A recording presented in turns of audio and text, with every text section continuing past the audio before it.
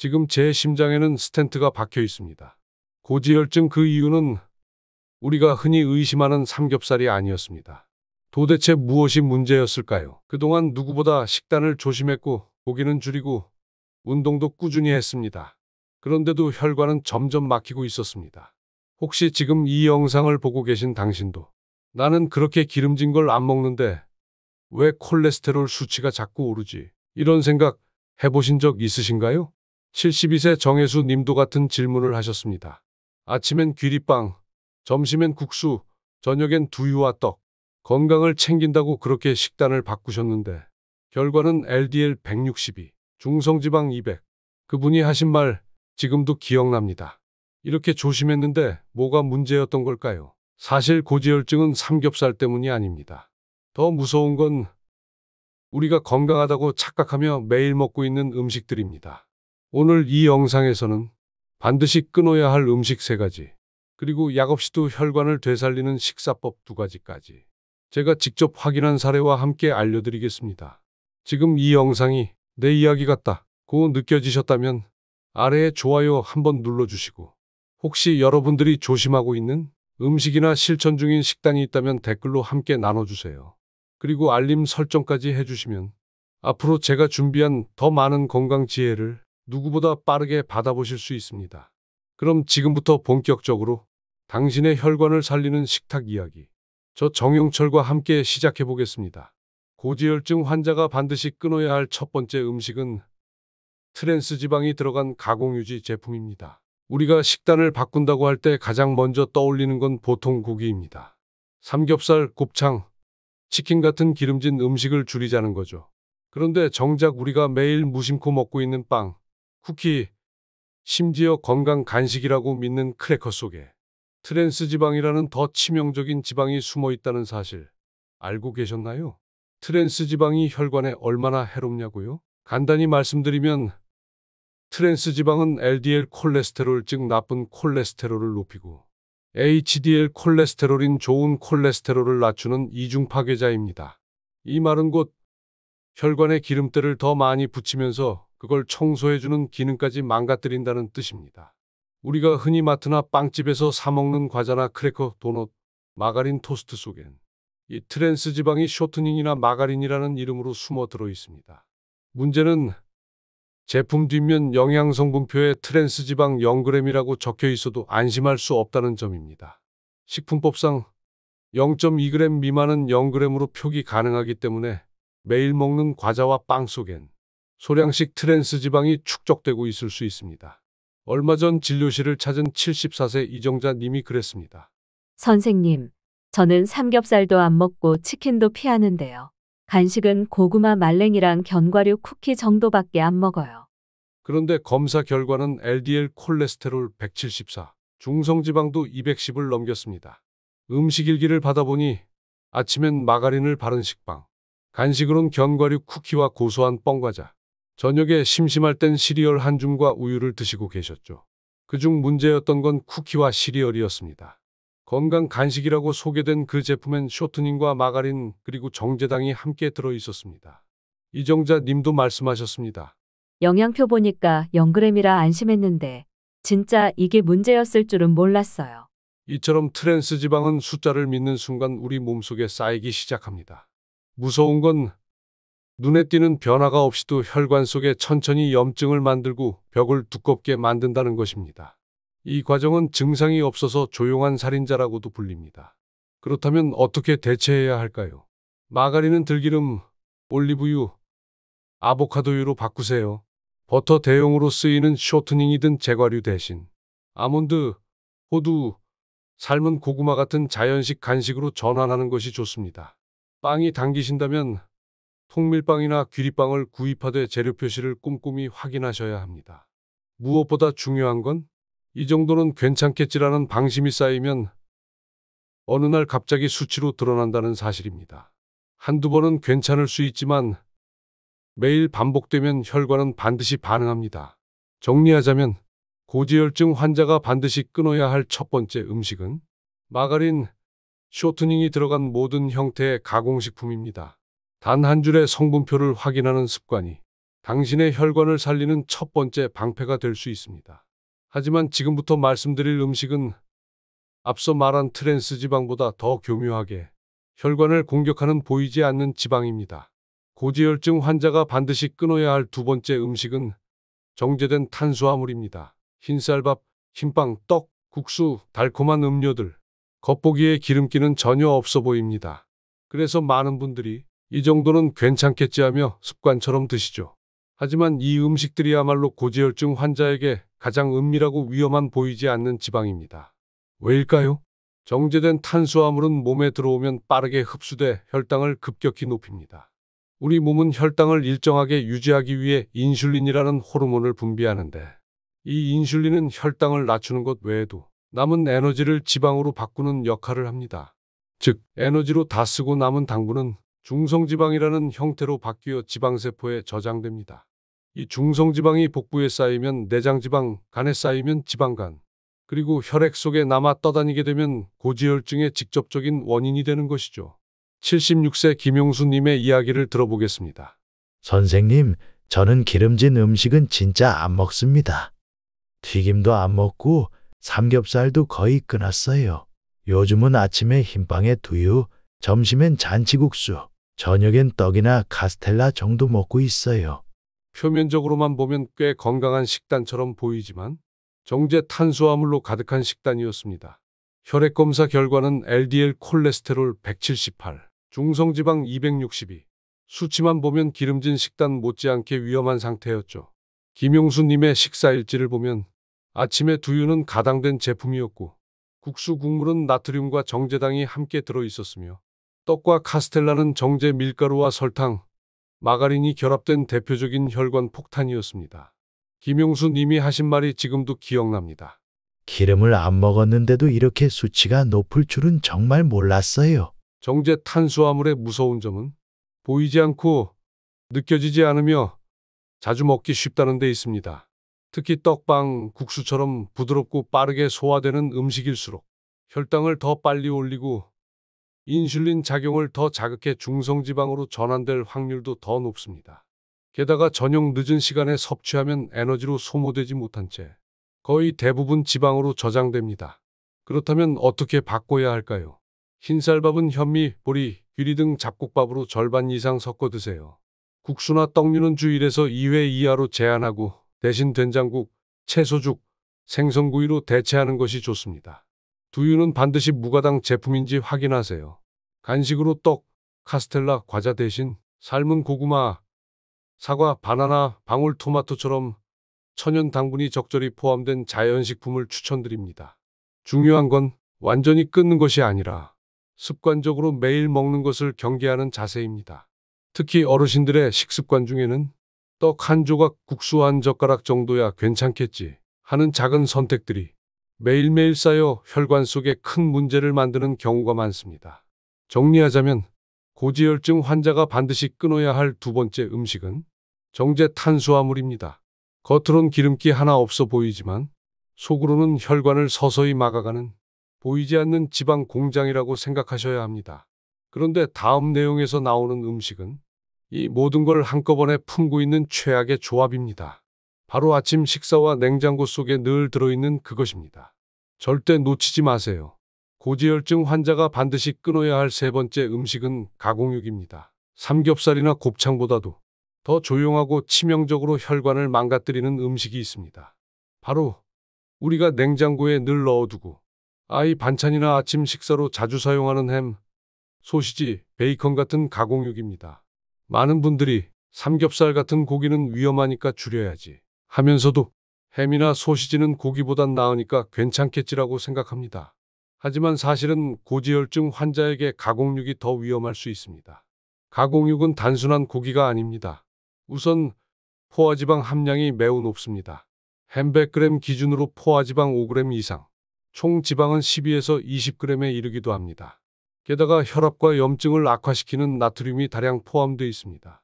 100g당 나트륨 함량은 평균 800에서 1200mg. 하루 권장 섭취량의 절반 이상을 단 한 조각으로 채워버릴 수 있는 수치죠. 여기에 더해 질산나트륨, 인산염, 보존료, 발색제 같은 각종 화학 첨가물이 들어갑니다. 이들은 혈관 내벽의 미세한 염증을 유발하고 장기적으로는 심혈관 질환과 대장암 위험까지 증가시킨다는 연구 결과도 있습니다.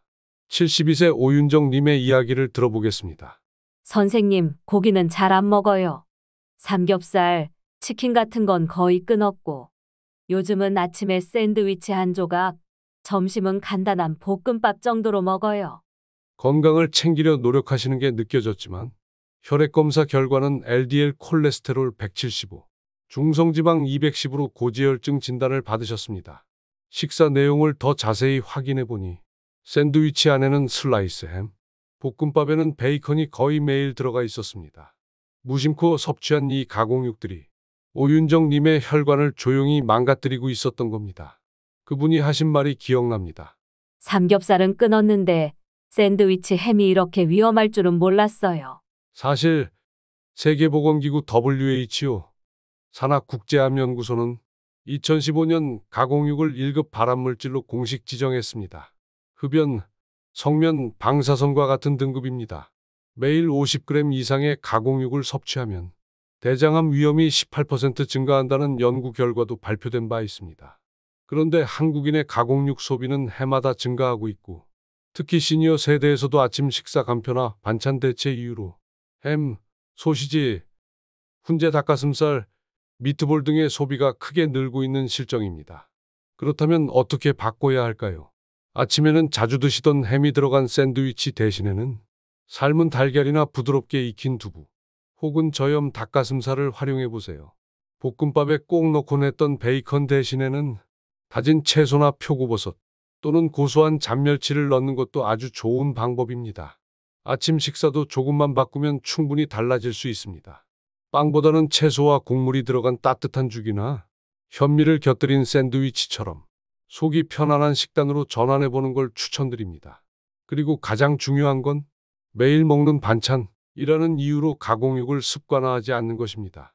가능하면 주 1회 이하로 제한하고 1회 섭취량도 슬라이스 한두 장 이내로 조절하는 게 좋습니다.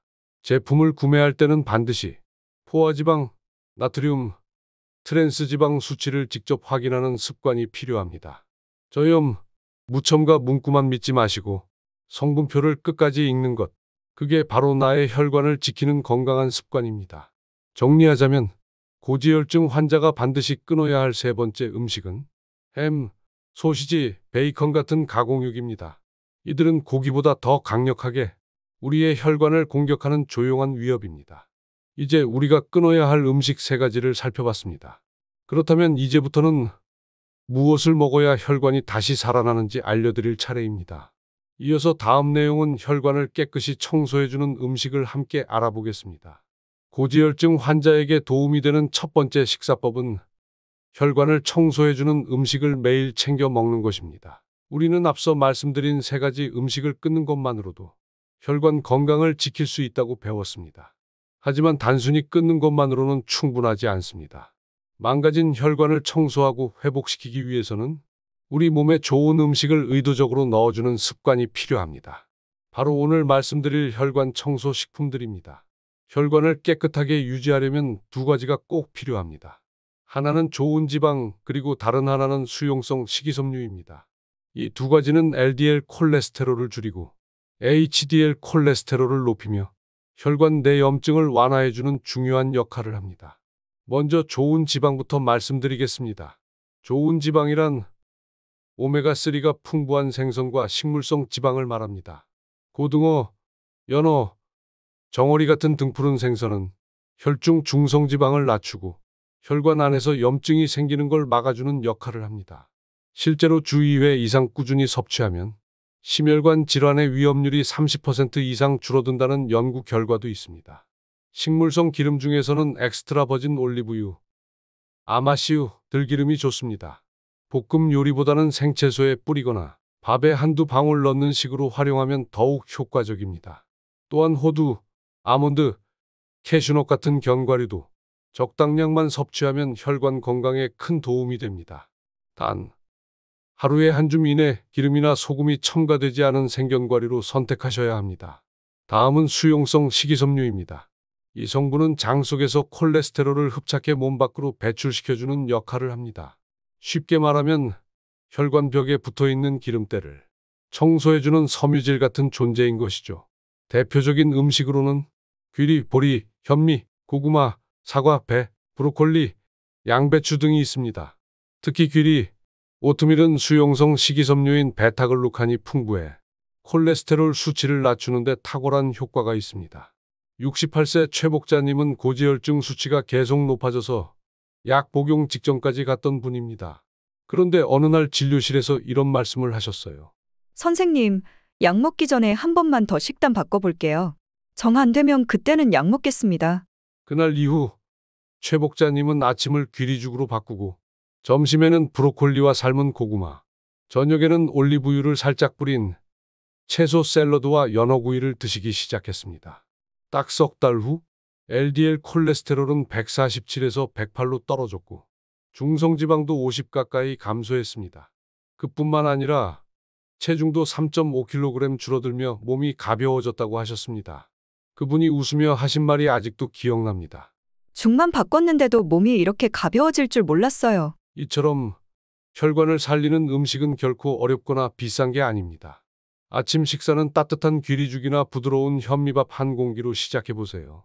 점심에는 고구마나 삶은 채소, 여기에 견과류 한 줌 정도를 곁들이면 속도 편안하고 영양도 충분한 한 끼가 됩니다. 그리고 저녁에는 등푸른 생선을 중심으로 채소를 듬뿍 곁들인 단백질 위주의 식사로 마무리하면 좋습니다. 이런 식으로 하루 3끼를 구성하면 몸에 무리가 가지 않으면서도 고지혈증 관리에 큰 도움이 되는 식단이 완성됩니다. 정리하자면 고지혈증 환자에게 도움이 되는 첫 번째 식사법은 혈관을 청소해주는 음식들을 매일 의도적으로 섭취하는 것입니다. 특히 오메가3 지방, 수용성 식이섬유, 천연 항산화 식품들을 꾸준히 먹는 것이 중요합니다.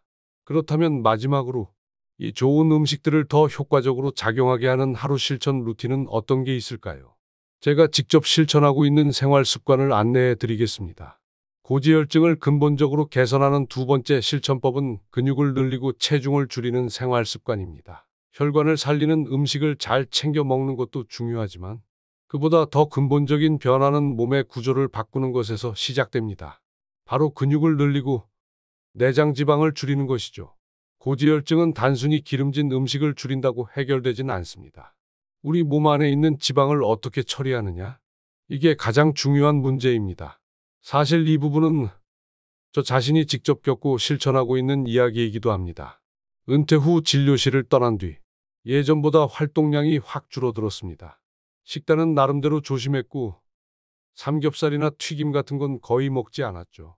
하지만 어느 날 건강검진에서 LDL 콜레스테롤 수치가 163, 중성지방 수치도 190을 넘는 결과를 받고 충격을 받았습니다. 이렇게 조심했는데 왜? 저도 처음엔 납득이 되지 않았습니다. 그런데 곰곰이 생각해보니 움직이지 않았던 제 몸이 원인이었습니다. 근육량이 부족하니 먹는 양이 적어도 남는 에너지가 모두 지방으로 전환되고 있었던 것입니다. 특히 복부 내장 지방은 고지혈증의 핵심 위험 요소라는 걸 저는 누구보다 잘 알고 있었죠. 그래서 그날부터 식단을 바꾸기보다는 먼저 몸을 움직이기로 결심했습니다.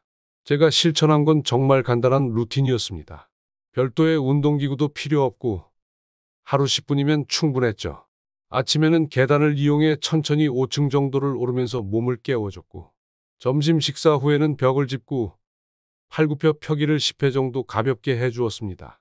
그리고 저녁 시간에는 의자에 앉았다가 다시 일어나는 동작을 15회 정도 반복하면서 하체에 자극을 주는 방식으로 마무리했죠. 또 하루 동안은 의식적으로 따뜻한 물을 나눠서 2리터 정도 마시는 습관도 함께 유지했습니다. 이렇게 단순한 루틴이지만 매일 꾸준히 반복하는 것만으로도 몸은 빠르게 반응하기 시작했습니다. 처음엔 허벅지가 뻐근하고 팔이 좀 떨리기도 했습니다. 하지만 3일, 5일, 일주일이 지나자 몸에 이상하게 힘이 돌기 시작하더군요. 무리하지 않고 하루 3번 짧게라도 규칙적으로 움직인 것. 그게 제 몸을 바꾸기 시작한 계기였습니다. 6주 뒤 다시 검사를 했습니다. 체중은 약 4kg 줄었고 LDL 콜레스테롤은 165에서 119로 감소, 중성지방은 40 이상 떨어졌습니다. 그때 제가 스스로에게 했던 말이 지금도 생생합니다. 결국 문제는 음식이 아니라 움직이지 않는 내 몸이었구나. 물론 처음부터 힘든 운동을 하실 필요는 없습니다. 중요한 건 매일 조금씩 꾸준히 하는 습관을 만드는 겁니다. 아침에 계단 오르기 5층, 점심 후 팔굽혀 펴기 5에서 10회, 저녁엔 의자 스쿼트 10에서 15회. 이 정도면 충분합니다. 숨이 너무 차지 않을 정도에서 시작하고 자신의 속도에 맞게 늘려가면 됩니다. 또 하나 중요한 건 저녁 늦게 먹는 탄수화물을 줄이는 것입니다. 저는 지금도 저녁 식사는 오후 6시 이전에 가볍게 마칩니다. 흰쌀밥 대신 잡곡밥 반 공기, 튀기지 않은 단백질 위주로 구성하고 식사 후에는 10분 산책을 꼭 하죠. 이 작은 습관들이 쌓이면서 혈액 속 지방은 줄고 몸은 가볍고 아침은 훨씬 개운해졌습니다. 정리하자면 고지혈증을 근본적으로 개선하기 위한 두 번째 실천법은 근육량을 늘리고 내장 지방을 줄이는 데 집중하는 것입니다. 식단도 중요하지만 당신의 몸이 바뀌지 않으면 수치는 절대 바뀌지 않습니다. 운동이 부담스럽게 느껴진다면 하루 10분만이라도 오늘부터 몸을 움직여 보세요. 당신의 혈관은 그 작은 움직임부터 반응하기 시작할 것입니다. 이제 끊어야 할 음식 3가지, 먹어야 할 음식들, 그리고 몸을 회복시키는 실천 루틴까지 모두 알아봤습니다. 고지혈증을 막기 위해서는 먼저 3가지 음식부터 끊는 게 시작입니다. 기름진 것만 조심하면 된다고 생각할 수 있지만 진짜 위험한 건 우리가 매일 먹고 있는 트랜스 지방, 정제된 탄수화물 그리고 가공육이었습니다. 이 3가지는 겉으로는 무해해 보이지만 혈관 안에서는 조용히 염증을 만들고 수치를 높이며 우리 몸을 조금씩 망가뜨립니다. 하지만 희망적인 건 우리가 다시 혈관을 살릴 수 있는 방법도 분명히 존재한다는 것입니다. 귀리죽 한 그릇, 고등어 한 토막, 삶은 채소 한 접시. 이 작은 식단 변화들이 지금 내 몸을 다시 맑게 만들어줄 수 있습니다. 그리고 거기에 하루 10분 가볍게 몸을 움직이는 습관까지 더해진다면 고지혈증은 평생 안고 가야 할 병이 아니라 우리가 회복할 수 있는 상태가 됩니다. 혹시 오늘 이 영상이 도움이 되셨다면 지금 떠오르는 누군가에게 이 영상을 한번 공유해 보세요. 그 한 번의 공유가 가족의 건강을 바꾸고 친구의 인생을 지켜주는 계기가 될 수도 있습니다. 그리고 여러분께 한 가지만 꼭 부탁드리고 싶습니다. 이 영상의 정보가 괜찮았다면 댓글로 여러분의 식습관 변화나 경험을 짧게 나눠주세요. 그 한 줄의 댓글이 이 영상을 보는 또 다른 누군가에게 희망이자 지혜가 될 수 있으니까요. 마지막으로 우리가 함께 나눈 이 건강한 이야기가 잠깐 스쳐가는 정보가 아니라 몸과 마음을 지키는 지혜로 오래 남았으면 좋겠습니다. 오늘도 건강한 하루 보내시고 늘 평안하시길 바랍니다.